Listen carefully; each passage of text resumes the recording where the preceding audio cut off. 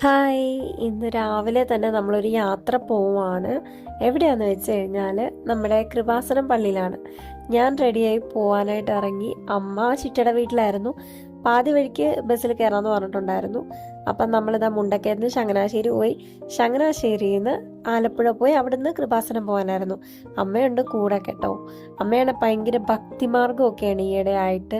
പ്രായമാകുമ്പോൾ ഭക്തി കൂടുമല്ലോ. അപ്പം അമ്മയുടെ ആഗ്രഹമായിരുന്നു. അപ്പം ആലപ്പുഴ കാണാനായിട്ട് കൂടെ പോകാമെന്ന് ഞാനും ആഗ്രഹിച്ചു. എന്നാലും എനിക്ക് മാതാവിനോട് ഭയങ്കര ഇഷ്ടമാണ് കേട്ടോ. പിന്നെ നമുക്ക് ആരെയും ഒരു ദ്രോഹമോ അതല്ലെങ്കിൽ പിന്നെ നമുക്ക് പൈസ നഷ്ടമോ അങ്ങനെയൊന്നും ഇല്ലല്ലോ. പ്രാർത്ഥന എന്ന് പറയുന്നത് എല്ലാവർക്കും മനസ്സിന് സന്തോഷം തരുന്നതും ആശ്വാസം തരുന്നതുമായിട്ടുള്ള കാര്യമല്ലേ. അതുകൊണ്ടാണ് ഞാനും കൂടെ പോയത് കേട്ടോ. എനിക്കിപ്പം മൈൻഡൊക്കെ ഭയങ്കര സ്ട്രെസ്സാണ്. എനിക്കൊന്ന് റിലാക്സ്ഡ് ആവണമെന്ന് തോന്നി.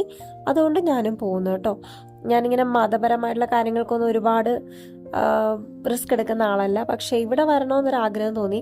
എല്ലാവരും പോകുന്നതുകൊണ്ട് എന്താണെന്ന് അറിയണമെന്ന് തോന്നി കേട്ടോ. ഞങ്ങൾ ഏകദേശം ഒരു 1:30 ആയപ്പോൾ ആണ് ഇവിടെ വന്നത്. നമ്മൾ ലേറ്റ് ആയിപ്പോയി കേട്ടോ. അപ്പോൾ അതാ അമ്മ ദാണ്ടെ ഉള്ളിലേക്ക് കയറുവാണ്. ഞാൻ പുറകെ ഉണ്ട്.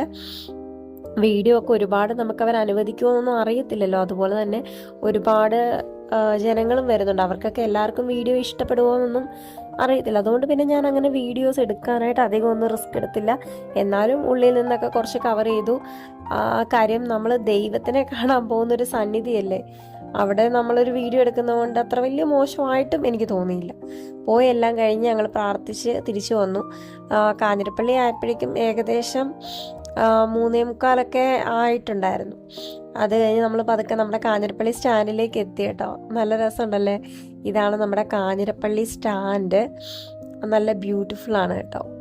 നമ്മൾ മുണ്ടക്കയംകാര ആദ്യം കാഞ്ഞിരപ്പള്ളി വന്നിട്ട് അത് കഴിഞ്ഞൊരു അരമണിക്കൂറിനുള്ളിലാണ് നമ്മൾ അങ്ങോട്ട് പോകുന്നത്. പിന്നെ ആ കണ്ടത് നമ്മുടെ സ്റ്റുഡിയോയാണ് കേട്ടോ. നമ്മുടെ കാഞ്ഞിരപ്പള്ളിയിലും അങ്ങനെ സ്റ്റുഡിയോ വന്ന് ഭയങ്കര ഹാപ്പിയാണ്. പിന്നെ ഇത് നമ്മുടെ പാറത്തോട് പള്ളിയാണ്. അത് കഴിയുമ്പോൾ നമ്മൾ ഇതാണ്ട് ചിറ്റടി എന്ന് പറയുന്നൊരു സ്ഥലമുണ്ട്. നല്ല ബ്യൂട്ടിഫുള്ളാണ്. ഞങ്ങളുടെ മുണ്ടക്കയൊക്കെ നിങ്ങൾ ഇടയ്ക്കൊന്ന് വന്ന് കാണണം.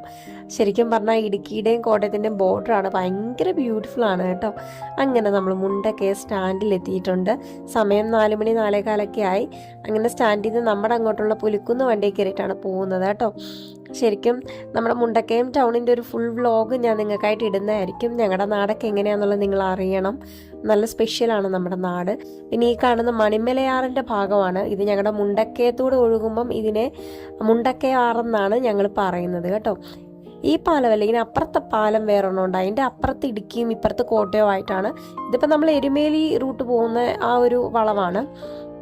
എരുമേലി, കോരുത്തോട് അങ്ങനെ കുറച്ച് സ്ഥലങ്ങളൊക്കെയാണ് ഇങ്ങോട്ട്.